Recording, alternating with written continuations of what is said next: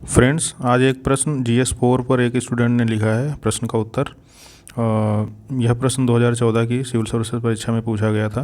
प्रश्न है कि सार्वजनिक जीवन में परोपकारिता का मूल्य लोक सेवकों में कैसे बढ़ाएं। ठीक है, तो इसको इन्होंने 2 पेज में लिखा है, यानी शब्द सीमा का पालन किया गया है। और आइए देखते हैं इसका मूल्यांकन करके कि क्या कमियां हैं और कहाँ पे सुधार होना चाहिए।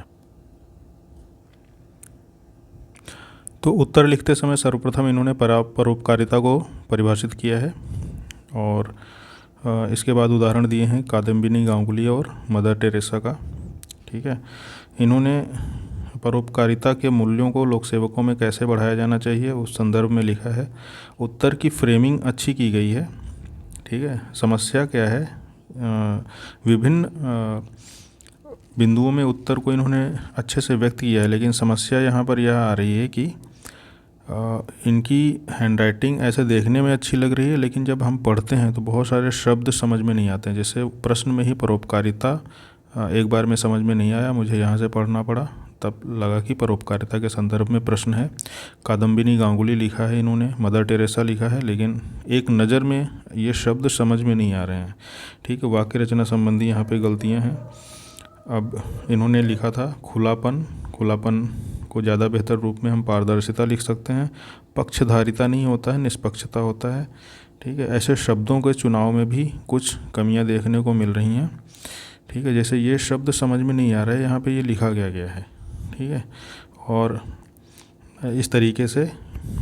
और दूसरी बात यह है कि इन्होंने यहाँ पे जो एक गांधी, नेल्सन मंडेला, इनका जो उदाहरण दिया है, इसी को आगे भी विस्तार से बताया, तो बातों का दोहराव हो गया है। तो कल भी हमने देखा था कि हिंदी मीडियम के स्टूडेंट्स एक ही बात को बार बार लिखने का प्रयास करते हैं, जबकि ऐसा हमें नहीं करना चाहिए। तो कुछ कमेंट दिए गए हैं कि ऐसे कुछ कमेंट्स आए हैं जो इस उत्तर में और भी ऐड किए जा सकते हैं। जैसे आत्मचिंतन, योग एवं ध्यान जैसे साधनों से सिविल सेवकों को जोड़ना चाहिए। साहित्य, कला एवं समाज सेवा जैसे कार्यों में सम्मिलित करने के लिए प्रेरित करना चाहिए। फील्ड विजिट और जन सुनवाई पर ध्यान दिए जाने की आवश्यकता होती है। फिर से इन शब्दों के साथ निष्कर्ष नहीं लिखना होता है कि जैसे उपरोक्त आधारों पर। ठीक है, आगे जो कमेंट दिए गए हैं कि उपरोक्त बातों से यह स्पष्ट होता है, अतः हम कह सकते हैं। ठीक है, इस प्रकार यह कहा जा सकता है। ऐसे शब्दों का प्रयोग करते हुए हमें निष्कर्ष नहीं लिखना होता है। ठीक है, निष्कर्ष में सदैव सकारात्मक और रचनात्मक सुझावों की अपेक्षा की जाती है। तो निष्कर्ष यहाँ पे निष्कर्ष में सुधार की आवश्यकता थी, जिसको इस तरीके से लिखा जाना चाहिए कि सिविल सेवकों में परोपकारिता केवल एक नैतिक मूल्य नहीं बल्कि व्यावहारिक आवश्यकता है, जो प्रशासन को जनहितकारी एवं उत्तरदायी बनाती है। प्रशिक्षण एवं कार्यों के दौरान सिविल सेवकों में परोपकारिता के मूल्यों का विकास करके प्रशासन को न्यायपूर्ण एवं कल्याणकारी बनाया जा सकता है। तो इस प्रकार से निष्कर्ष लिखा जाना चाहिए। ठीक है, मूल्यांकन करते समय जो पॉजिटिव चीज़ें समझ में आई हैं कि एक तो शब्द सीमा का पालन है, प्रस्तुतिकरण अच्छा है, थोड़ा सा हैंडराइटिंग ठीक हो जाएगी और शब्द समझ में आने लगेंगे, वाक्य रचना ठीक हो जाएगी, तो प्रस्तुतिकरण अच्छा है। उत्तर में प्रश्न की मांग के अनुसार विभिन्न आयामों को शामिल किया गया है। तो इन्होंने जो भी आयाम शामिल किए हैं वो बहुत अच्छे आयाम हैं। और दूसरी चीज़ है कि जो नहीं शामिल हैं और शामिल किए जा सकते हैं, उनका सुझाव यहाँ पे दिया गया है। क्या सुझाव होने चाहिए? वर्तनी में बिंदी एवं पूर्ण विराम संबंधी कमियों पर ध्यान देने की आवश्यकता है। हैंडराइटिंग पर विशेष ध्यान दिया जाना चाहिए।